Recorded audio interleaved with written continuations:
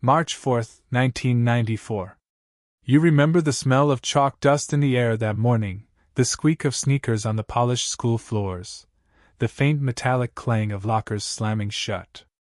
Everything in Cedar Creek High felt almost aggressively ordinary. The usual chatter in the hallways, the rush to beat the bell, the crumpled notes passed under desks. For a while, the day moved like any other, until the whispers began to ripple through the corridors. At first, they came in fragments. Someone said a teacher had fainted. Another swore there had been an accident in the library. By second period, the whispers had changed. The sheriff was on campus, teachers were shutting classroom doors, and the principal had been seen rushing toward the library with a face like stone. It wasn't until lunchtime that the truth dropped like a weight across the school. Mrs. Holloway, the English teacher and school librarian, was dead. The announcement came over the intercom in Principal Carter's voice, low and measured, but brittle around the edges as though he were forcing his throat to shape each word. Students, please remain calm. There has been an incident. Mrs. Holloway passed away unexpectedly in the library this morning. Counselors are available if you need support. The speaker clicked off, leaving behind a silence so heavy it pressed against your ears. You remember looking around the classroom. Some students stared down at their desks, others blinked rapidly as though holding back tears. A few leaned toward each other, whispering furiously, but even that died out quickly. It was the kind of silence that doesn't come often in a school full of teenagers, not shocked silence, but the kind that feels staged, almost demanded. The teachers tried to keep the day moving, though their voices cracked as they read from textbooks. Chalk snapped against blackboards, erasers dropped clumsily, hands trembled as they pointed to lines in history books. Every ordinary sound carried a sharpness, as though amplified, the ticking of the clock, the hum of fluorescent lights, the rustle of notebook paper. And beneath it all, the rumors built. Suicide, someone whispered. Pills, another said. No, rope. No, something else. The details shifted and twisted, but the conclusion didn't. The sheriff had already closed the case before anyone could even ask questions. That was the first thing that didn't sit right with you. Because Mrs. Holloway wasn't the kind of woman you could imagine giving up. She had a fire to her, sharper than most adults you knew. She was the one who called you out when your essays were lazy, the one who saw when your eyes wandered in class and snapped you back with a single raised brow. Her lessons weren't just about books. They were about seeing the world differently. She'd tell you that every story was more than words, it was clues, pieces of truth scattered and waiting to be put together. Stories are hidden everywhere, she said once, her finger tapping a battered novel. The question is whether you'll notice them.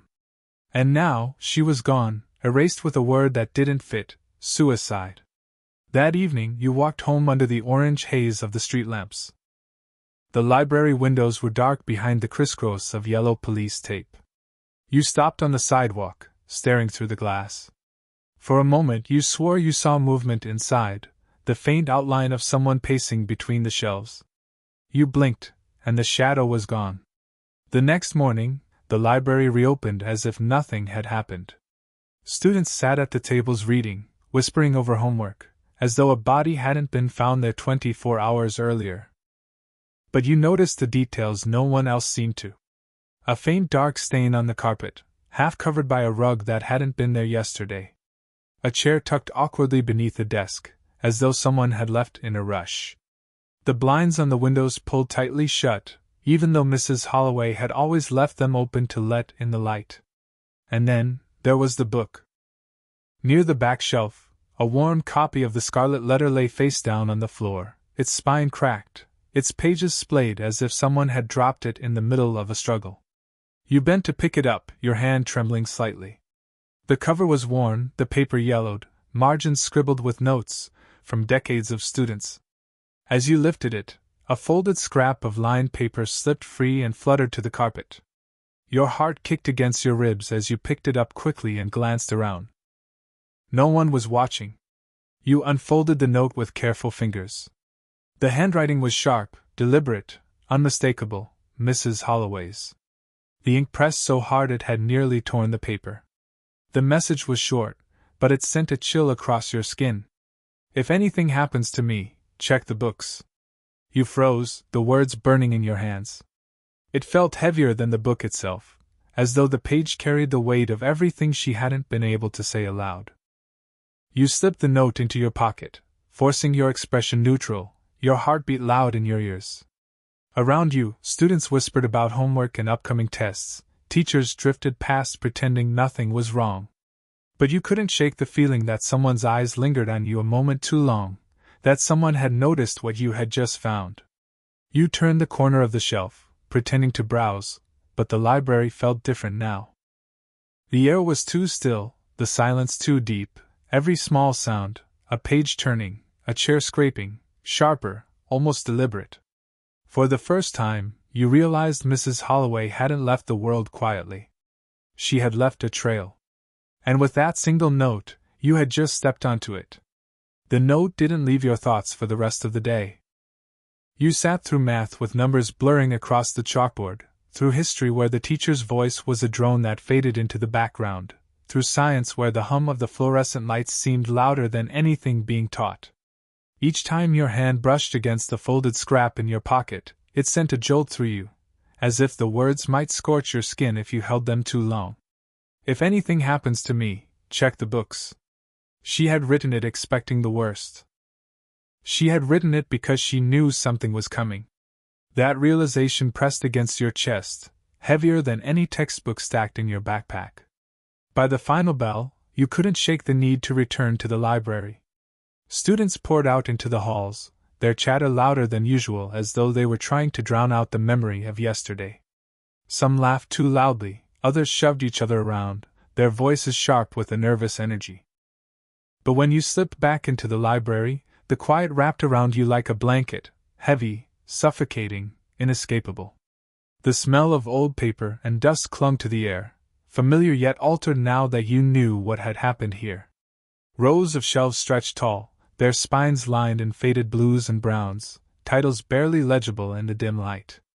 At the far end, the librarian's desk stood neatly arranged, almost too neatly, as if someone had scrubbed it clean of all traces.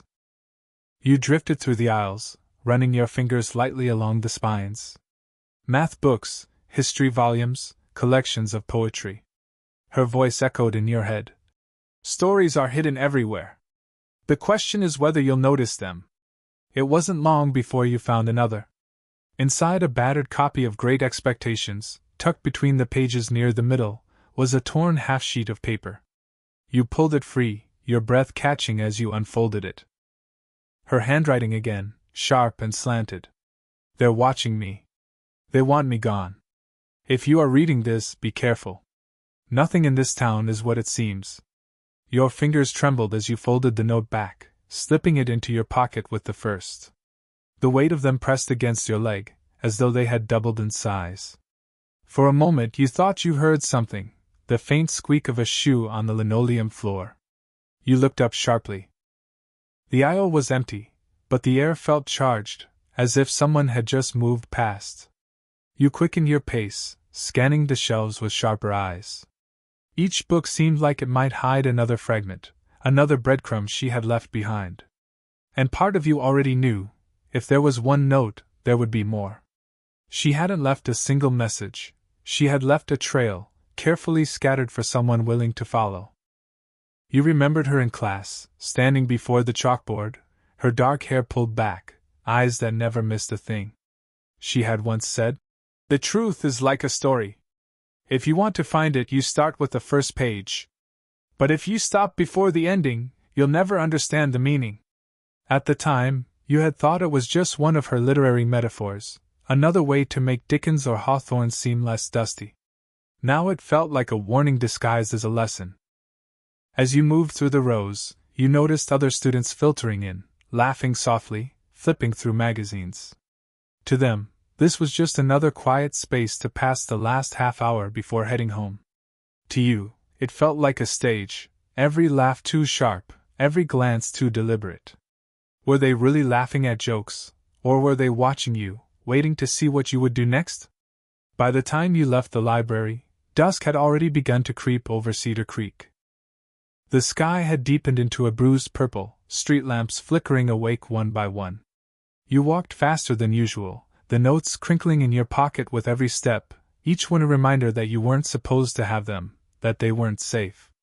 When you finally reached your room and locked the door behind you, you spread them out on your desk. 2 scraps of lined paper, the ink sharp and unforgiving, her voice captured in strokes of pen. Together, they told you one thing clearly. Mrs. Holloway hadn't given up. She hadn't simply ended her life. She had been silenced. And she had trusted the books, and now you, to carry her voice forward. You stared at the notes until the words blurred, the hum of the desk lamp filling the silence. Somewhere beyond the thin walls of your house, a car rolled slowly down the street. You froze, listening to the crunch of tires on gravel, the long pause as the engine idled outside. The headlights glowed faintly through your curtains before the car eased forward again and disappeared into the night. You didn't know if it meant anything. Maybe it was just a neighbor. Maybe it wasn't. But you knew one thing for certain, you couldn't stop now. Mrs. Holloway's trail had only just begun, and you had taken the first steps down it. By the time Monday came around, you had already decided. You couldn't just sit on the 2 scraps of paper, staring at them night after night, while the town buried Mrs. Holloway under silence. If she had trusted the books to hold her words, then the library wasn't just a place anymore. It was a map. And you had only just found the first landmarks. The library smelled different that morning, though maybe it was only in your head. The usual dust and ink seemed sharper, the air heavier as though carrying something unsaid. Students filed in and out as always, some finishing homework, some pretending to read while gossiping under their breath, but you felt apart from them now. You weren't here to borrow a book. You were here to dig. You started with the English section. Rows of novels leaned against each other, their spines cracked and faded, their titles embossed in gold that had long since dulled. You ran your hand along them, pulling one out at random, flipping through the pages quickly before sliding it back. At first, nothing. Just the ordinary notes of bored students, doodles, underlined passages, the occasional curse scrawled in pencil. But then, tucked inside a copy of Wuthering Heights, a narrow strip of paper fluttered loose. Your pulse quickened as you unfolded it. They think I don't see. But I do. They meet after dark. They think the river hides them. If you follow, be ready. The words were jagged, hurried, as though she had written them in fear of being caught. You folded the strip carefully, sliding it with the others in your pocket. Your hand lingered there a moment, feeling the edges of the 3 notes pressing against each other like pieces of a puzzle waiting to be arranged. You kept going, methodical now. Book after book, shelf after shelf. Some were empty, others only filled with doodles, but every so often another fragment appeared. In a weathered copy of To Kill a Mockingbird, names are hidden where no one looks. In a tattered anthology of American poetry, they'll make it look like my choice. Don't believe it. Each note was small, but together they grew heavier, the pattern clearer. Mrs. Holloway had been leaving warnings across the library, like breadcrumbs scattered for someone she believed would come after her. And somehow, impossibly, that person was you. You sat at one of the long wooden tables, the notes spread in front of you beneath the guise of an open textbook. Your pen tapped nervously against the page, but your eyes kept flicking toward the entrance. Every creak of the door made your heart lurch. Because you weren't alone in noticing. At one point, Principal Carter walked in. He moved with his usual measured steps, suit pressed, tie perfectly knotted. He didn't glance at you directly, but his eyes swept the room, sharp and assessing. He spoke quietly to the librarian's assistant, who nodded too quickly, too eagerly. When Carter left, you noticed his gaze lingered a moment too long on the shelves you had just been combing. Later, during lunch, as you sat outside with the notes hidden deep in your backpack, you felt another pair of eyes. Looking up, you caught Sheriff Daniels across the parking lot, leaning against his cruiser, arms folded. He wasn't speaking to anyone, wasn't even pretending to be busy. He was just watching, his jaw tight, his hat pulled low. The sight rooted you to the bench, your sandwich untouched. He didn't move for minutes, only standing there as though he knew something, as though waiting for you to slip up. When the bell rang, you shoved your food away and rushed back inside, but the image burned in your mind. That night, at your desk, you laid the notes out once more. 7 now, their inked voices overlapping, warnings of shadows, meetings by the river, names hidden, threats disguised as suicide. The more you read them, the more they sounded less like scattered fragments, and more like a story, one with a beginning, a middle, and an end that she hadn't lived to write herself. Your lamp cast long shadows across the pages, and you thought of her again, Mrs. Holloway, standing before the chalkboard, telling the class that every good story had a truth hidden beneath its words. "The surface is never the whole picture," she had said, tapping a passage in the book. "It's what hides beneath that matters." And you realized that she hadn't just been teaching literature. She had been preparing you. But preparing you for what, exactly? That was the question. Outside, a car rolled slowly down your street again. The engine idled, headlights glowing against your curtains. You froze, notes half folded in your hand. For a moment you thought the car might stop. But then the engine growled low, and the sound faded into the night. You tried to sleep after that, but your dreams twisted with images of books spilling notes across the floor, voices whispering names you couldn't quite hear. And somewhere in those dreams you saw her face, her eyes fierce and desperate, as though urging you to keep turning the pages, no matter the cost. By Tuesday afternoon, you were no longer just searching. You were hunting. Every trip to the library felt like a mission, every minute you spent between the shelves a risk. You moved slower now, careful to look casual, your backpack slung carelessly on one shoulder, a random book in your hand in case someone looked too closely. But behind the act, your eyes scanned every page, every margin, every folded corner. The weight of the notes already in your pocket pressed against you like an anchor. 7 scraps of paper, each one sharper than the last, each one cutting deeper into the town's carefully woven silence. It happened in the classics section, near the bottom shelf where dust gathered thick and the fluorescent light didn't quite reach. The shelf itself sagged under the weight of forgotten novels, and when you knelt, your knees creaked against the linoleum floor. You slid out an old copy of the Odyssey, its spine cracked, its cover fraying at the corners. As you flipped through, a piece of paper slipped out and fell into your lap. Your breath caught. You unfolded it quickly, eyes darting to the end of the aisle. Empty. For now. The handwriting was hers again, but this time the words weren't warnings. They were names. Carter. Daniels. Johnson. Mallory.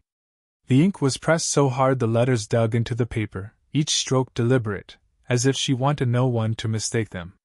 Your eyes ran down the list faster and faster, until you could barely keep your hands from shaking. Principal Carter. Sheriff Daniels.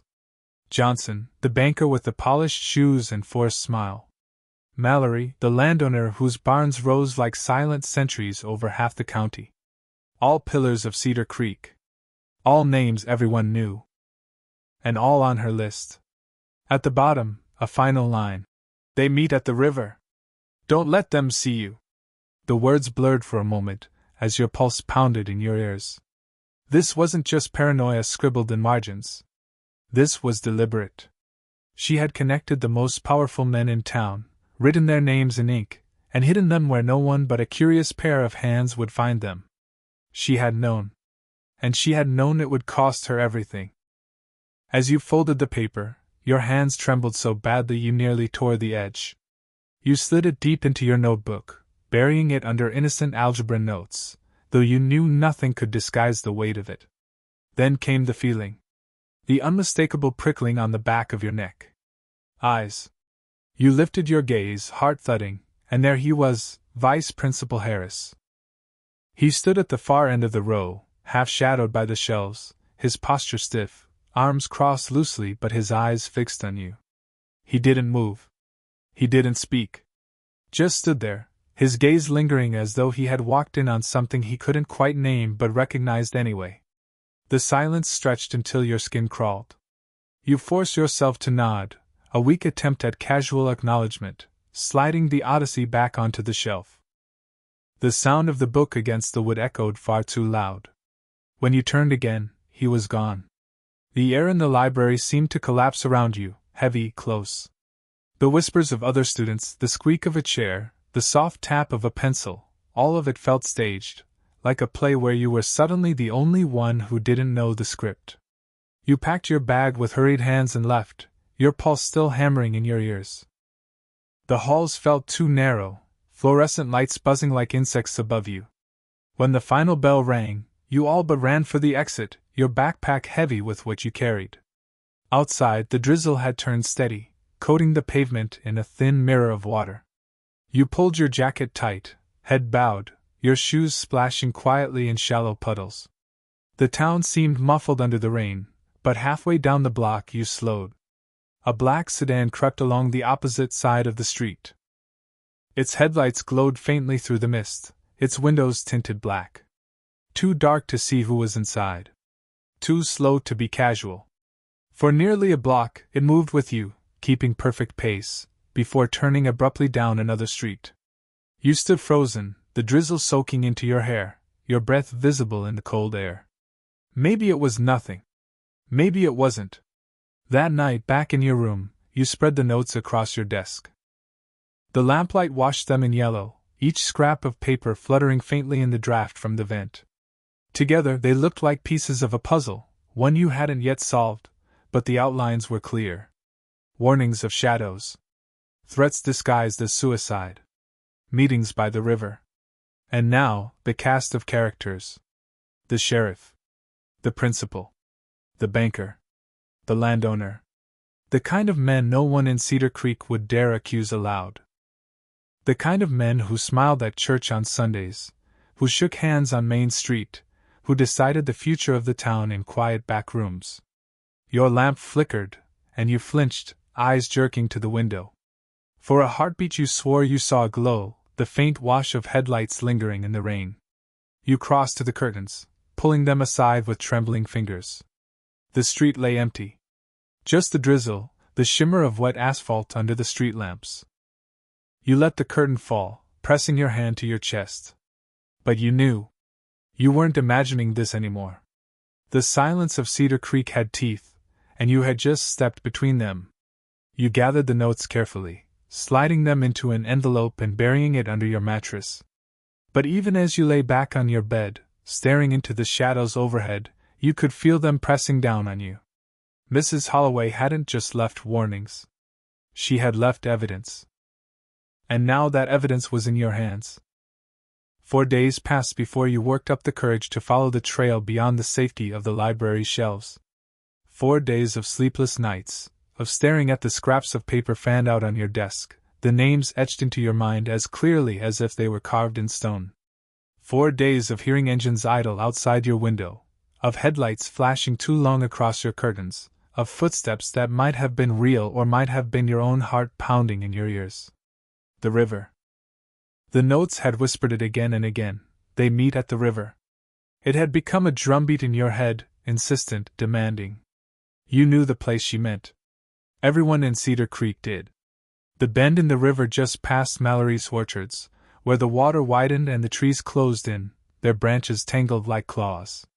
Kids used to sneak there in the summer to drink or to swim, but by the mid-90s it had become a place people avoided at night. Too quiet. Too dark. Too many stories about things seen, or heard, along the water's edge. On Friday you made the choice. You packed a flashlight in your jacket pocket, slipped the small disposable camera you'd found in your desk drawer into your bag, and waited for the sky to darken. You told your parents you were working on a group project. They nodded absently, not asking questions, and you slipped out into the cool March air. The town at night was different. The streets were emptier, but the silence felt less like peace and more like suspicion. Street lamps hummed softly, their orange glow pooling on the cracked sidewalks. Curtains twitched when you passed, though no one ever opened a door. By the time you left Main Street behind and cut across the dirt road toward the orchards, your breath had already turned shallow. The orchard stretched for acres, rows of bare apple trees clawing at the sky, their branches skeletal in the moonlight. Mist clung to the ground, swirling low around your shoes as you moved. The smell of damp earth filled your nose, sharp and raw. You kept your flashlight off, trusting the pale silver of the moon to guide you. When you reached the bend in the river, you stopped. The water moved slow and black, reflecting the faint light of the moon. Across the far bank, shadows loomed taller than trees, shapes shifting in the mist. At first you thought it was nothing more than fog, until a glint caught your eye, the sudden flash of headlights cutting through the darkness. You dropped into the grass, heart hammering. From your low vantage point, the scene began to take shape. 3 cars were parked in a loose semicircle along the bank, their engines off, their headlights glowing faintly. The beams cut through the mist, making the figures between them look ghost-like. Men stood in small groups, their voices low, carried faintly across the water. You couldn't make out words, only the cadence, clipped, serious, urgent. One figure shifted closer to the light, and your stomach dropped. The sheriff. Even from across the river, you knew the slope of his shoulders, the set of his hat brim, the way he carried himself as though the ground itself made room for him. He spoke, his hand gesturing toward one of the cars, and the others nodded. You clutched the disposable camera in your hands, its cheap plastic suddenly feeling like the most important object in the world. You lifted it slowly, careful not to make a sound, and snapped a photo. The faint click seemed deafening in the silence.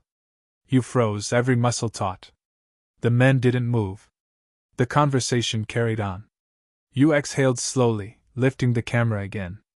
Another click. Another frozen heartbeat of waiting.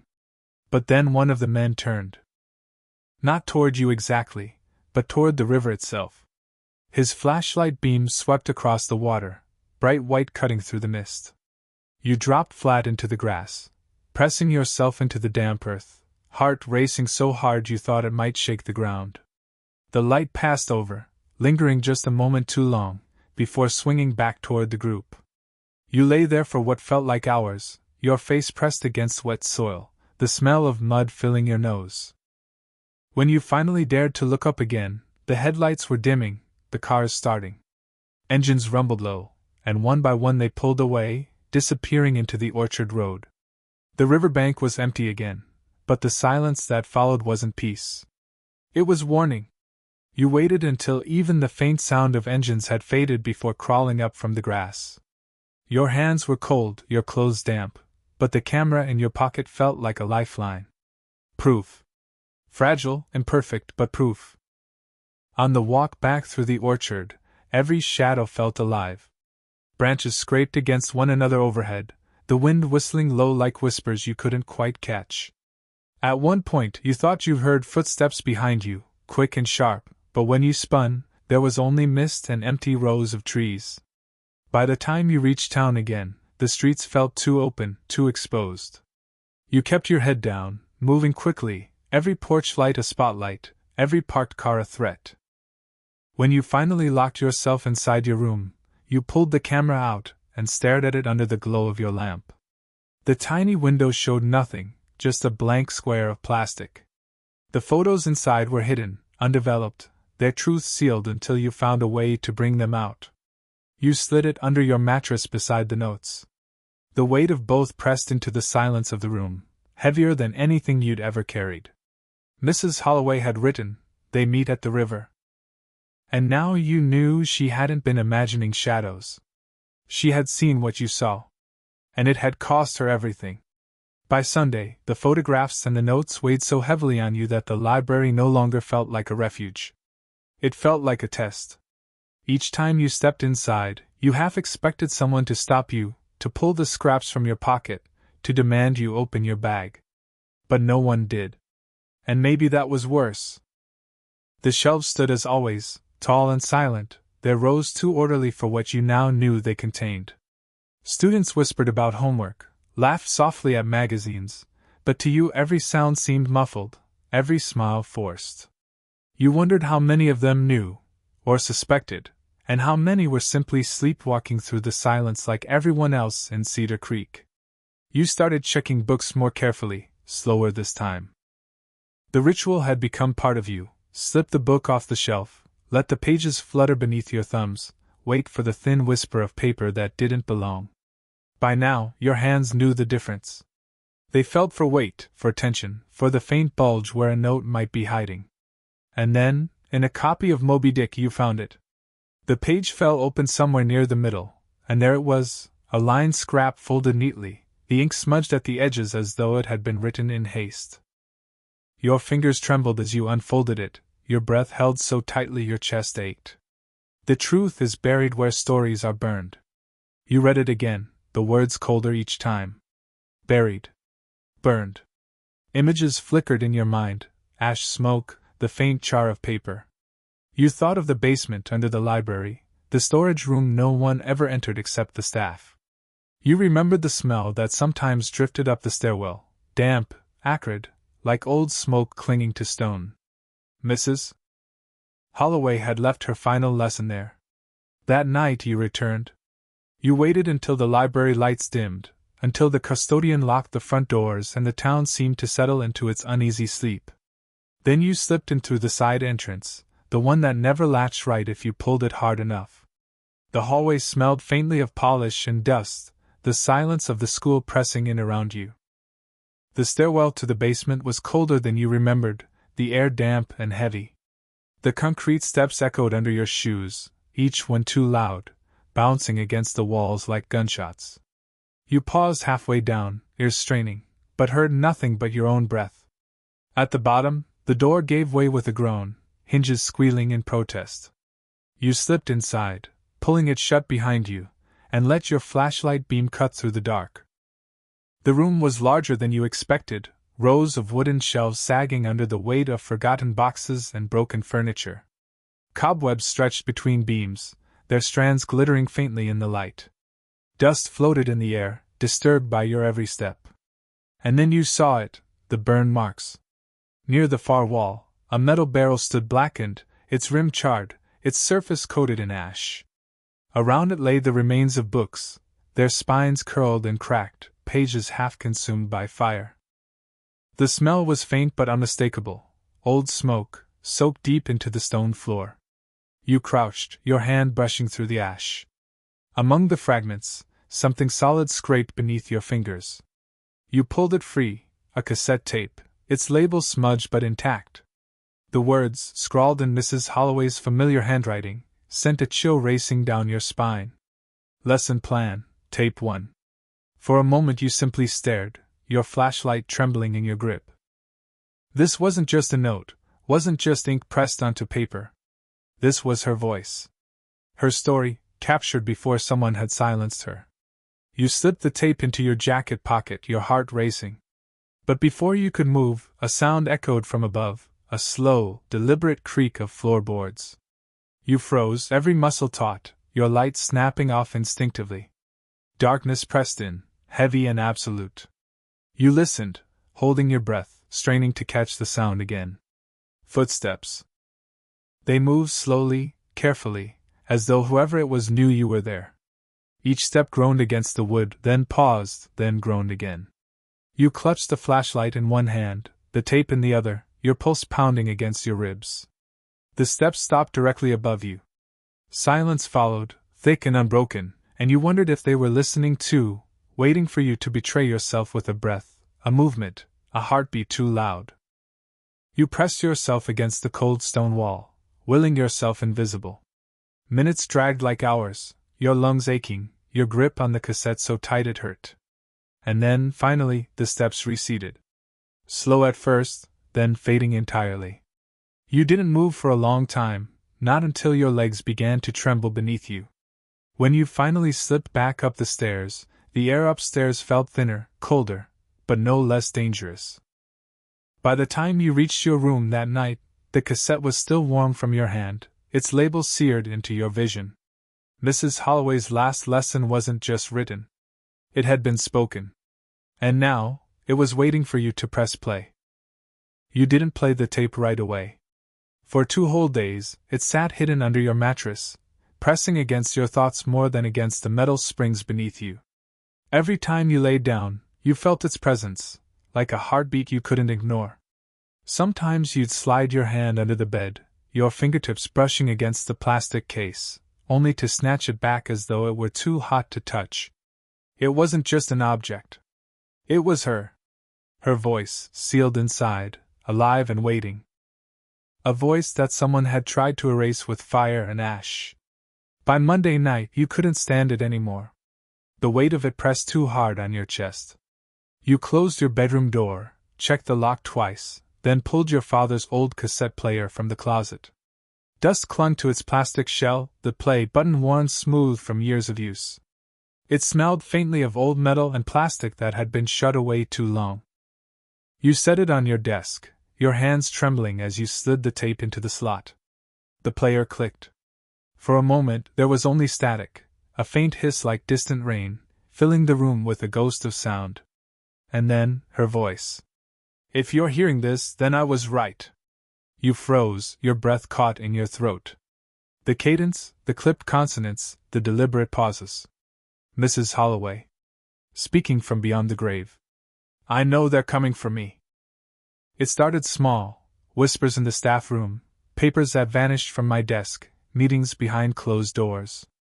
At first I thought I was imagining it, paranoia from too many late nights. But then I saw the pattern. Carter. Daniels. Johnson. Mallory. And more. Always the same faces at the river. Always the same envelopes passed hand to hand, sealed and heavy. The hiss crackled louder, and then her voice steadied again. I tried to ignore it, to believe it was none of my business. But once you see, you can unsee. And once they realized I was watching, it was already too late. You leaned closer, pressing your palms against the desk as though the wood could anchor you. Her voice filled the room, but it wasn't only her voice you heard. It was her presence, sharp, alert, alive in ways ink on paper could never capture. I kept records. Names. Times. Places. I hid them where no one looks, where stories collect dust. The books will speak if I cannot. Follow them. Piece it together. And if they tell you I did this to myself. Her voice faltered. For the first time, there was fear. A catch in her throat. Don't believe them. You slammed pause, your chest heaving. The room hummed in the silence that followed, as though her words had charged the air itself. Your hands shook against the buttons, and for a long moment you couldn't bring yourself to press play again. Finally you did. The tape clicked, the hiss returning, and her voice came through, softer now but sharper in intent. "Once I thought I could go to the sheriff. Foolish. He is their shield. He doesn't protect us. He protects them. And Carter." The tape went silent. 10 seconds. 20. Long enough that you thought it had broken. Then her voice returned, lower, steadier, stripped of hesitation. "Carter knows everything. He keeps the school quiet, keeps the students blind. But the river doesn't lie. I've seen too much there to doubt anymore." Your throat felt tight, every word confirming what you already knew but couldn't let yourself accept. Hearing it in her voice made it undeniable. Then her tone shifted again, the cadence of a teacher softening at the end of a lesson. "If you're hearing this, I need you to understand something. I didn't teach you stories so you could memorize them. I taught you so you could survive. The world hides truths in plain sight, and if you can read them, you'll see what others want to bury. Maybe that's my last lesson." Click. The tape stopped, the reels whirring into silence. You sat frozen, the dim yellow glow of your lamp casting your shadow across the desk. The air seemed thicker now, each breath harder to draw. For a moment you imagined turning, imagined seeing her standing behind you, eyes sharp, arms crossed, waiting for you to connect the threads. Instead, the only reflection staring back at you was your own, pale and drawn in the black glass of the window. You rewound the tape, played it again, scribbling each line into your notebook. Her words filled the page like shards of glass, cutting through the page, slicing into your mind. You wrote until your hand cramped, until the ink smeared across your fingers, until the paper was a crude map of corruption. And then you heard it. A car engine. Low. Steady. Right outside your window. Headlights flared briefly through your curtains, sweeping across the room in a slow, deliberate pass. The car didn't move on. It stopped. You froze, pen still in hand, your pulse hammering so loud you swore it echoed against the walls. The engine idled, humming through the silence. You pictured it, a dark sedan, parked just beyond the street lamp's glow, its windows tinted, the driver sitting there in stillness, watching. Your mouth went dry. Sweat prickled across your skin. Finally, after what felt like a full minute, the engine revved low and pulled away. The sound faded into the distance, leaving behind not peace, but the kind of silence that waits. You sat there long after it was gone, the tape still in the player, your notes scattered across the desk. The truth was no longer scattered scraps. It was her voice, alive, undeniable. And you knew then, with bone-deep certainty, whoever had silenced her would not let that voice rise again. Not if they could stop you. By the next morning, you had memorized every line of the tape. Her voice threaded through your thoughts like an echo that never faded, haunting even the quietest corners of your day. It followed you into the bathroom mirror, where your reflection looked thinner, sharper, as though the night itself had taken something from you. It followed you down the street, each footstep heavy with the sense of being watched. You carried the cassette in your backpack, the plastic knocking faintly against your notebooks as you walked. Every step reminded you that you were dragging her last breath into the halls of Cedar Creek High. The moment you pushed through the front doors, the atmosphere felt wrong. Too many eyes shifted your way, too many voices dropped as you passed. You told yourself it was paranoia, but deep down you knew better. At your locker you hesitated. The metal dial spun beneath your fingers, cold against your skin. The hall buzzed with chatter, lockers slamming, sneakers squeaking, but to you it was all staged noise meant to cover the sound of something else. Someone listening. Someone waiting. You pulled the cassette out just long enough to wrap it inside a folded t-shirt and shove it behind the loose panel at the back of your locker. Not safe, but safer than carrying it. First period passed in a haze, every word from the teacher muffled, every chalk squeak on the board cutting sharp through the air. You couldn't stop scanning the room, the way classmates whispered with glances that slid your way, the way the teacher's eyes lingered a beat too long before moving on. Then English class. Midway through, the door opened, and Principal Carter stepped inside. His polished shoes clicked against the linoleum, the sound so loud in the silence that followed that it made your skin crawl. He smiled, the thin, professional smile that never touched his eyes, and folded his hands behind his back. "Just a quick word," he said smoothly, his voice soft but commanding. "How's everyone holding up after last week's tragedy?"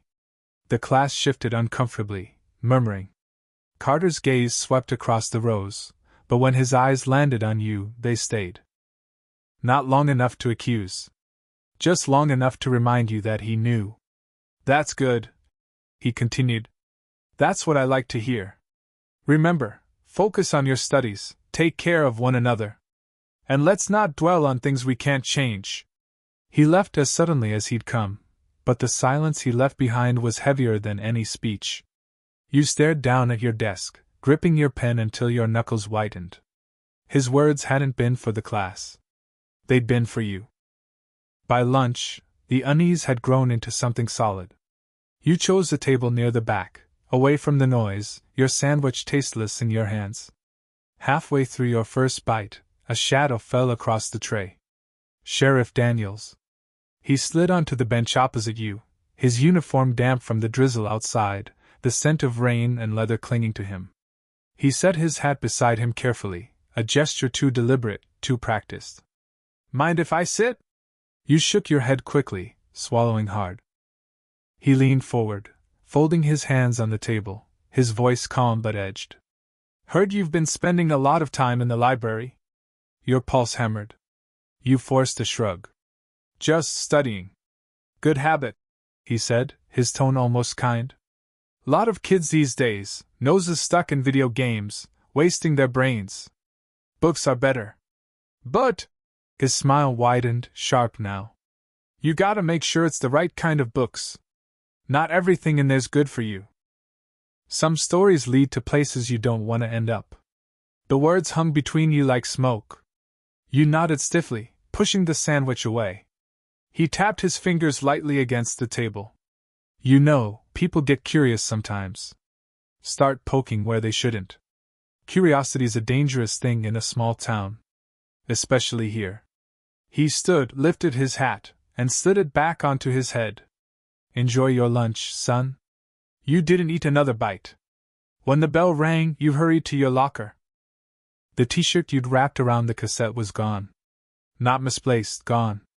The lock hadn't been broken, the dial spun smoothly, but someone had been inside. Someone had touched your things. The cassette was still there, wedged tight behind the panel. But the message was clear, they knew. They wanted you to know they knew. Your stomach twisted. You slammed the door shut, forcing yourself not to run. Students filled the hall, laughing, bumping shoulders, but every sound rang false. Too sharp. Too loud. Every movement a cover for something else. That night you moved the tape again. You tore a seam in your mattress, slid it into the lining, and stitched it clumsily with trembling fingers. Not safe. Nowhere was safe. But safer than leaving it in a locker someone had already searched. Sleep didn't come. You lay awake, staring at the ceiling, the faint hum of the tape player still ghosting through your ears. At some point after midnight you heard it again, the crunch of tires on gravel. You froze, your breath shallow. Headlights spilled weakly against your curtains, holding there, unmoving. The car didn't pass. It sat in the dark, engine low and steady, a predator waiting. Minutes dragged, your heart beat loud in your ears. You pictured them, a silhouette behind tinted glass, watching, waiting for a mistake. The silence pressed heavy, every creak of the house magnified, every shadow a threat. Finally, the engine revved, low and deliberate, before fading into the distance. But the silence it left behind wasn't relief. It was warning. You sat up, staring at the curtain, your chest heaving. The cassette was still warm in your mind, every word etched into you. You realized then what Mrs. Holloway had meant. The books weren't just books. The tape wasn't just her voice. They were evidence. And evidence has a way of making people disappear. By Thursday morning, the weight of the cassette had grown unbearable. You woke with dark circles under your eyes, your body heavy, your thoughts jagged. Every sound outside your window jolted you awake, every whisper in the halls felt aimed at you. You knew one thing with certainty, you couldn't keep this alone much longer. The tape was too dangerous, too loud, even in silence. If they found it, it would vanish into ash like the books in the basement. But who could you trust? The question echoed all morning as you dragged yourself through classes. Friends you'd once shared secrets with now seemed strangers. Their laughter too sharp, their questions too casual. You okay? They'd ask, eyes flicking down to your bag then away. You mumbled excuses and walked faster. At lunch, you thought about Sarah. She'd been your lab partner since sophomore year, quiet, steady, always scribbling notes in the margins of her textbooks. She'd cried openly at the news of Mrs. Holloway's death. Maybe she would believe you. Maybe she would help. But when you sat near her in the cafeteria, she barely looked up. Her shoulders tensed, her fork scraping nervously against her tray. And when Sheriff Daniels walked past, she smiled too quickly, too brightly, as though rehearsed. You stood before she could say a word, your chest hollow. That afternoon, you slipped into the library again. The air felt thicker now, the silence less like peace and more like suffocation. You checked shelves at random, fingers trembling, but found nothing new. Maybe you'd collected it all. Or maybe the rest had already been burned. At the far end, you paused near the desk. A drawer sat slightly ajar, as though waiting. Against your better judgment, you slid it open. Inside lay a single sheet of paper. Not Mrs. Holloway's handwriting this time, but typed. The words chilled you nonetheless. Stop looking. Or we stop you. Your pulse spiked. You shoved the paper into your pocket and left without checking out a book. That night, the house no longer felt like home. Your parents moved through the kitchen, tired and distracted, but you saw the way they looked at you, quick glances, forced smiles. When the phone rang, your mother answered, her voice dropping low, her eyes cutting toward you before she turned away. You retreated to your room, locked the door, and pulled the cassette from its hiding place. For a long time, you just held it, the plastic warm against your palm. It felt like a heartbeat. Like hers. You thought about leaving it somewhere public, the church, the post office, even slipping it into a stranger's bag. But each plan unraveled as quickly as it formed. They would find it. They always found everything. Instead, you opened your desk drawer and pulled out an envelope. You slipped the cassette inside, sealed it, and wrote a single name across the front, Mr. Reeves. He was the only teacher you trusted left, the history teacher, quiet, sharp-eyed, the kind who noticed more than he said. Once, he had warned you not to walk home alone after dark, his tone heavier than casual advice.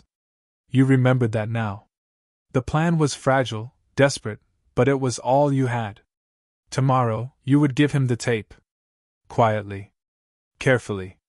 You lay back, staring at the ceiling, the envelope pressed to your chest. But sleep didn't come. Sometime past midnight you woke to a sound. Not the creak of the house, not the hum of the heater. A different sound. A soft click. The front door. You froze, every muscle taut. Floorboards groaned. Slow, deliberate steps, moving down the hallway. Your breath caught. You slid the envelope under your mattress, your fingers shaking, then reached for the baseball bat leaning against the wall. The steps paused outside your door. Silence swelled, thick and absolute. For a full minute, nothing moved. Then, slowly, the steps retreated. The front door clicked again. You sat in the dark until dawn, the bat clutched in white-knuckled hands, the envelope still hidden beneath you. By morning, you understood. They weren't warning you anymore. They were reminding you how close they already were. Morning came gray and heavy, the kind of sky that felt closer than it should, pressing down on the rooftops of Cedar Creek. You hadn't slept, not really.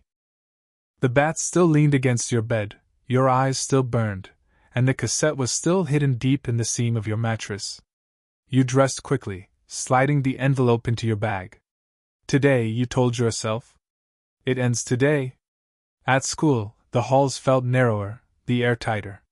Students flowed past you, but the noise of their chatter rang false, like static meant to hide something else. You caught eyes watching you, then turning away too quickly. You spotted Mr. Reeves near the history wing, a stack of papers under his arm. He looked tired, but his gaze was steady, sharp in a way that made you think he understood more than he said. Mr. Reeves? You whispered, catching up to him, clutching the envelope so tight the paper bent. He glanced down, then around, his voice low. Not here. Your heart hammered. He knew. He had to know. After school, he said. My classroom. Don't talk to anyone. The rest of the day crawled. Every tick of the clock felt louder than the last. In math, your hands shook too badly to hold your pencil.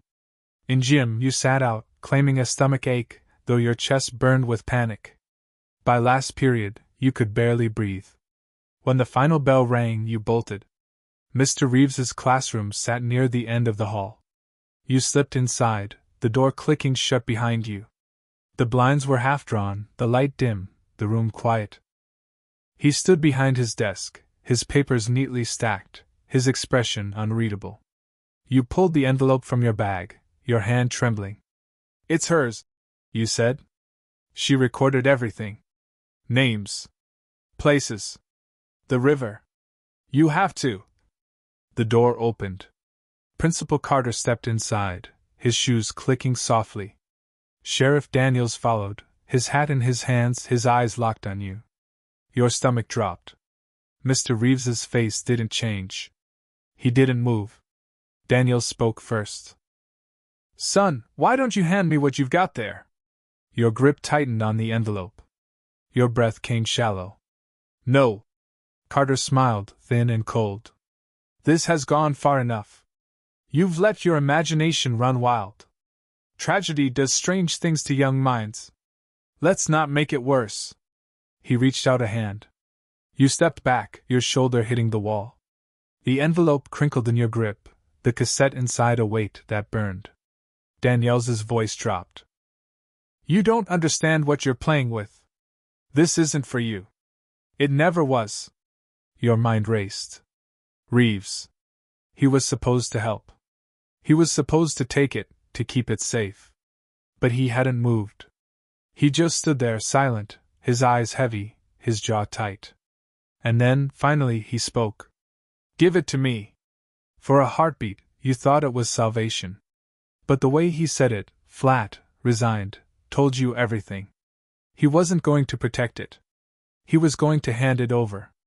Your chest caved. The walls seemed to close in, the air too thin, the clock on the wall ticking louder and louder. You clutched the envelope to your chest, your voice breaking. She died for this. For the first time, Reeves's eyes flickered. Not pity. Regret. Daniel stepped forward. You bolted.